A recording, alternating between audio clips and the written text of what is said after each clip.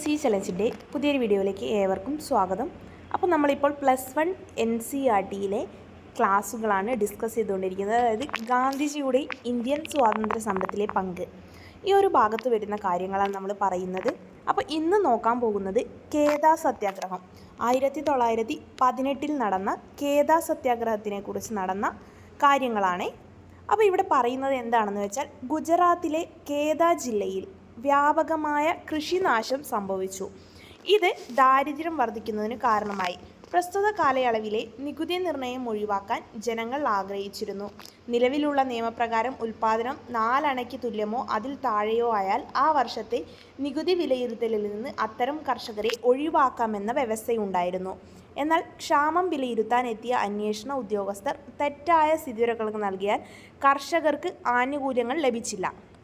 പൊതുജനങ്ങളുടെ പ്രശ്നം പരിഹരിക്കണമെന്ന ആവശ്യം ഭരണകൂടം നിരാകരിക്കുകയും ചെയ്തു. ഗാന്ധിജിയും അനുയായികളും നികുതി പിരിവ് നിർത്താനും ഉദ്യോഗസ്ഥരെ പിൻവലിക്കാനും ആവശ്യപ്പെട്ടു. ഇത് നിരാകരിക്കപ്പെട്ടതിനെ തുടർന്നാണ് ഗാന്ധിജി സത്യാഗ്രഹത്തിന് ആഹ്വാനം ചെയ്തത്. അപ്പോൾ ജനങ്ങൾ വർദ്ധിച്ച വീര്യത്തോടെയും ആത്മവിശ്വാസത്തോടെയും സമരത്തിൽ പങ്കുചേർന്നു. ഗവൺമെൻറ് കർഷകരെ അടിച്ചമർത്തുന്ന നയം സ്വീകരിച്ചു. ഉദ്യോഗസ്ഥർ കന്നുകാലികളെ കണ്ടുകെട്ടുകയും പിഴ ഈടാക്കുന്നതിനുള്ള താക്കീത് നൽകുകയും ചെയ്തു. ഗവൺമെൻറ് അധാർമികമായി കൈവശപ്പെടുത്തിയ കൃഷിഭൂമിയിലെ ഉളി വിളവെടുത്ത് നീക്കം ചെയ്യാൻ ഗാന്ധിജി ജനങ്ങളോട് ആഹ്വാനം ചെയ്തു. നിയമം നിഷേധിച്ചത് മൂലം ജനങ്ങൾക്ക് ജീവിതത്തിൽ ആദ്യമായി പിഴയടയ്ക്കേണ്ടി വരികയും ജയിൽവാസം അനുഭവിക്കേണ്ടി വരുന്ന സാഹചര്യം അഭിമുഖീകരിക്കേണ്ടി വന്നും ചെയ്തു. ഗാന്ധിജിയുടെ സഹപ്രവർത്തകനായിരുന്ന മോഹൻലാൽ പാണ്ഡ്യയുടെ നേതൃത്വത്തിൽ വിളനിലങ്ങളിൽ നിന്ന് ഉള്ളി നീക്കം ചെയ്യാൻ ആരംഭിച്ചു. അപ്പോൾ മോഹൻലാൽ പാണ്ഡ്യ ഏത് സത്യാഗ്രഹവുമായി ബന്ധപ്പെട്ടതെന്ന് ചോദിച്ചാൽ കേദാ സത്യാഗ്രഹമാണ്.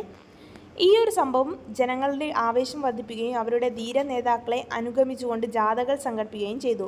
ഈ സംഭവത്തിനു ശേഷം മോഹൻലാൽ പാണ്ഡ്യ ഉള്ളിക്കള്ളൻ എന്ന് അറിയപ്പെട്ടു. എന്നാൽ കുറച്ച് നാളുകൾക്ക് ശേഷം ജനങ്ങൾ നിരാശരായി കാണപ്പെട്ടു. ആയതിനാൽ ഉചിതമായ മാർഗത്തിലൂടെ സമരം ഒത്തുതീർപ്പാക്കാൻ ഗാന്ധിജി ആഗ്രഹിച്ചു. സമൂഹത്തിലെ സമ്പന്നർ അവരുടെ നികുതി കുടിശ്ശിക അടിച്ചു തീർത്താൽ പാവപ്പെട്ടവരുടെ കടം എഴുതിത്തള്ളാമെന്ന് ഭരണകൂടം ഉറപ്പു നൽകി. രേഖാമൂലം ഉറപ്പു ലഭിച്ചതിനെ തുടർന്ന് സത്യാഗ്രഹ സമരം പിൻവലിച്ചു. കേദാ സത്യാഗ്രഹം വൻ വിജയമായിരുന്നെന്ന് ഗാന്ധിജി അഭിപ്രായപ്പെടുന്നില്ല. സത്യാഗ്രഹ സമരം വിജയിക്കുന്നത് അതിൽ പങ്കെടുത്തവർക്ക്